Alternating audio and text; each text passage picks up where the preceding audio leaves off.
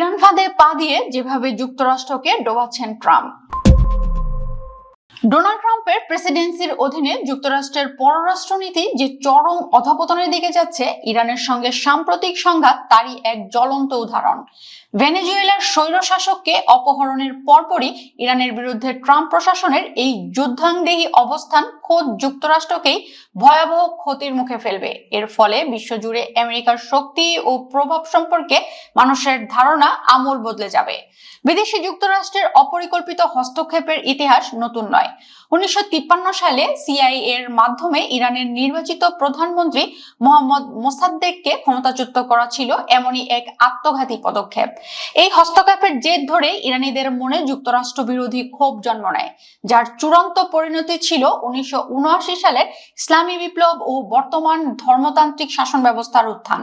ইতিহাসের এই শিক্ষা হলো, যুক্তরাষ্ট্রের অযাচিত হস্তক্ষেপ প্রায় অপ্রত্যাশিত ও দীর্ঘস্থায়ী ক্ষোভের জন্ম দেয়।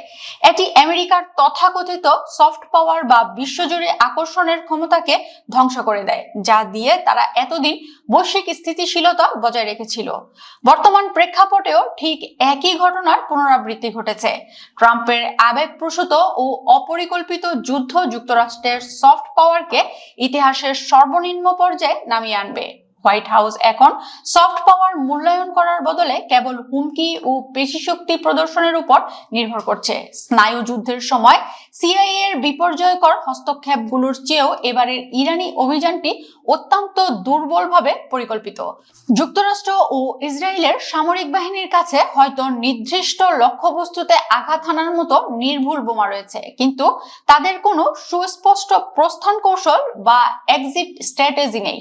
ট্রাম্প প্রশাসনের বোঝা উচিত ছিল যে মোস্তফা খামেনির নেতৃত্বাধীন ইরানের শাসন ব্যবস্থা তাৎক্ষণিকভাবে ভেঙে পড়বে না, বরং ইরানের পাল্টা আঘাত পুরো অঞ্চলকে অস্থিতিশীল করবে। সবারই জানা ছিল যে হরমুজ প্রণালী হলো ইরানের সবচেয়ে শক্তিশালী তুরুপের তাস।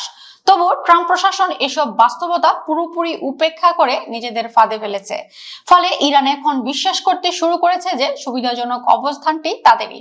তারা জানে আমেরিকানরা দীর্ঘস্থায়ী যুদ্ধ চায় না। অন্যদিকে ইরান টিকে থাকার জন্য যে কোনো মাত্রার অবরোধ সহ্য করতে প্রস্তুত। এর চরম প্রভাব ইতোমধ্যেই বৈশ্বিক অর্থনীতিতে পড়তে শুরু করেছে।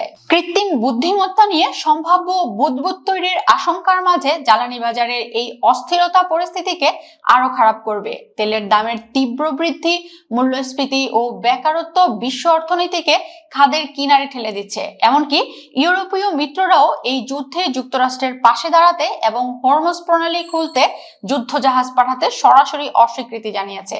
দেশের অভ্যন্তরেও এই যুদ্ধের মারাত্মক প্রভাব পড়বে।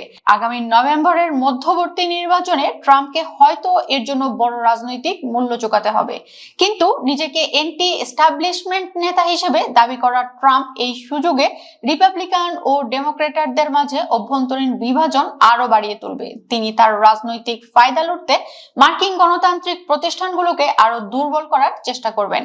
ইরানে এই হঠকারী অভিযানের কারণে যুক্তরাষ্ট্রের গণতন্ত্র ও সফট পাওয়ার কতটা ক্ষতিগ্রস্ত হবে তা এখনই পুরোপুরি পরিমাপ করা কঠিন। তবে একটি বিষয় নিশ্চিত, এর চরম মূল্য শেষ পর্যন্ত আমেরিকান জনগণকেই দিতে হবে। যুক্তরাষ্ট্রের গণতন্ত্র, সামাজিক স্থিতিশীলতা ও অর্থনৈতিক সহনশীলতার প্রতি এমন হুমকি জীবিত স্মৃতির যে কোনো সময়ের চেয়ে এখন অনেক বেশি।